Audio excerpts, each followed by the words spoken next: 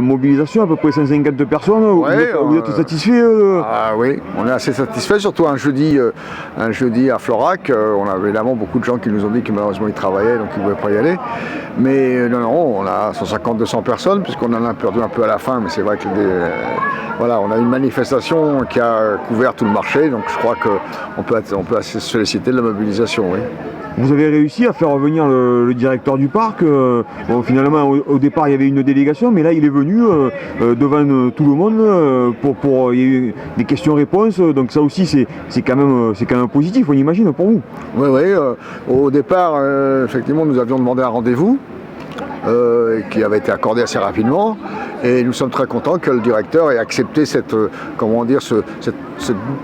parfois difficile d'un débat avec toute une assemblée générale, et je crois qu'il a répondu à une partie des questions, une grande partie, pas forcément en satisfaisant les présents, puisque la question centrale pour nous, ce n'est pas les garanties que peut obtenir le parc. Nous pensons qu'un projet comme celui-là, de toute façon, sera négatif pour la forêt. Oui, donc vous ne cachez pas votre opposition à cette intervention d'E.ON qui veut récupérer ce bois Cévenol pour sa centrale de Gardanne. Hein, c'est ça, votre opposition est totale à ce projet. On a bien compris, M. Merlin nous a bien expliqué qu'aujourd'hui, il y avait un véritable enjeu de compétition sur les territoires autour du thème de l'énergie, c'est-à-dire qu'on va avoir une compétition pour l'usage des territoires et des ressources qu'ils contiennent. Et il y a E.ON, il y en a déjà d'autres, il y a Perlat, et il y a évidemment les grosses fabrications de plaquettes à diffusion internationale. Je crois que voilà, on a un véritable enjeu de compétition sur nos territoires, et nous voudrions stopper cette compétition de l'accaparement des ressources sur les territoires. Alors nous voudrions le stopper parce que nous souhaiterions que les territoires deviennent maîtres d'œuvre de leur production d'énergie, et non pas sans cesse vendre au plus offrant dans une concurrence effrénée. D'ailleurs, M. Merlin l'a dit, en général, dans cette concurrence, les plus petits sont ceux qui disparaissent les premiers, et les plus petits, c'est plutôt les entreprises de la filière locale qui seront éliminées par les grosses entreprises de production de bois énergie. Comme l'a rappelé M. Merlin, nous partageons l'idée que le bois énergie doit être les écarts de la production de bois. Pas un déchet, mais les écarts. Ce qui reste quand on a utilisé le bois de façon plus noble, plus utile, qui est la construction, le bâtiment, l'ameublement, tout ce qui est protection. Je pense que le bois doit servir d'abord à ça. D'ailleurs, à ce moment-là, il joue son rôle de fixateur de carbone. Et surtout, il est beaucoup plus valorisé pour les acteurs de la filière locale. Le bois énergie, c'est un sous-produit. Et un sous-produit qui doit s'utiliser localement parce que son transport coûte très cher en énergie. Parce que si on veut avoir des grosses productions, il faut passer par des coupes rases qui sont très dangereuses pour l'environnement et pour la gestion forestière. Donc l'utilisation du bois énergie comme sous-produit de valorisation de la forêt, oui, comme ressource unique de la forêt, non. Et c'est la stratégie de E.ON. Qu'est-ce que vous répondez aux propriétaires forestiers? Vous le savez, eux, ils sont favorables à l'arrivée d'E.ON parce qu'ils voient les débouchés économiques pour un bois qui est à l'abandon. Certains propriétaires forestiers sont d'accord avec E.ON. Ceux qui ont délaissé leur forêt de châtaigniers, je pense que c'est une spéculation à court terme qui ne leur rapportera que l'argent pour changer de 4x4, éventuellement de téléviseur, mais qui va ruiner la forêt Cévenol. Je pense que c'est une spéculation à court terme.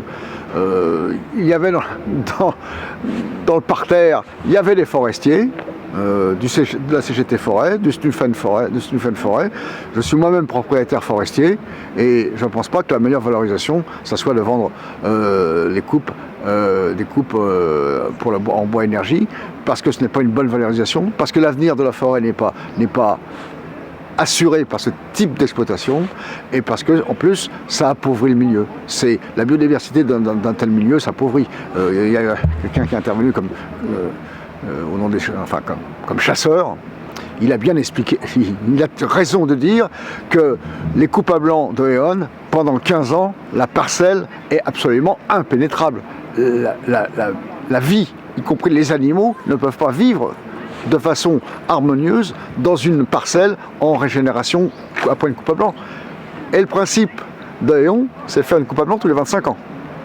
Ce qui veut dire que pendant 15 ans, la forêt est inaccessible pour les ramasseurs de champignons, pour les ramasseurs de châtaignes, pour la faune et la flore autre que celles que les essences qui repoussent très vite. Donc c'est un appauvrissement et c'est un usage, je dirais, rapidement, la forêt deviendra à l'usage exclusif de Éon si on laisse faire un tel processus de coupe à blanc. Donc les forestiers qui ont négligé leur châtaigneraie jusqu'à présent, qui peut-être trouvent une solution à court terme pour des problèmes pécuniaires, n'ont pas une vision d'avenir de la châtaigneraie et de la forêt cévenole. Je crois il y a d'autres avenirs.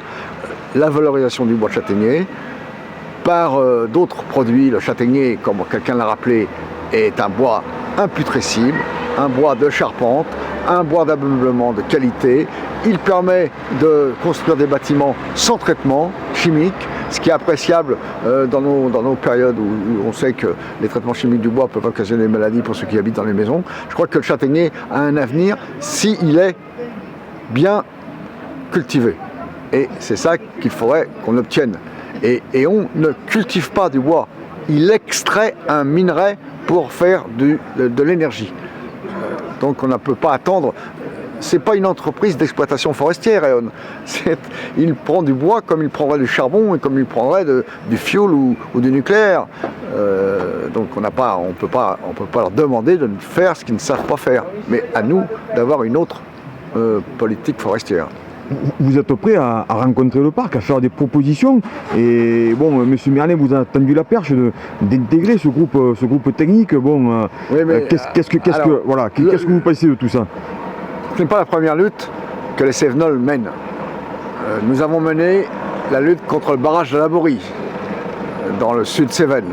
Nous avons mené la lutte contre les gaz de schiste. Nous savons qu'il n'y a pas de lutte qui soit capable de gagner si on commence déjà par envisager les compensations si on perd.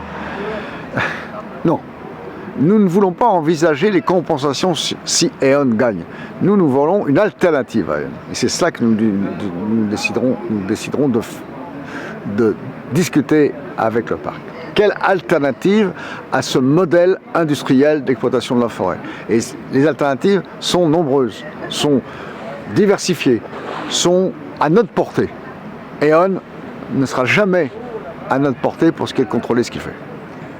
Très bien, merci.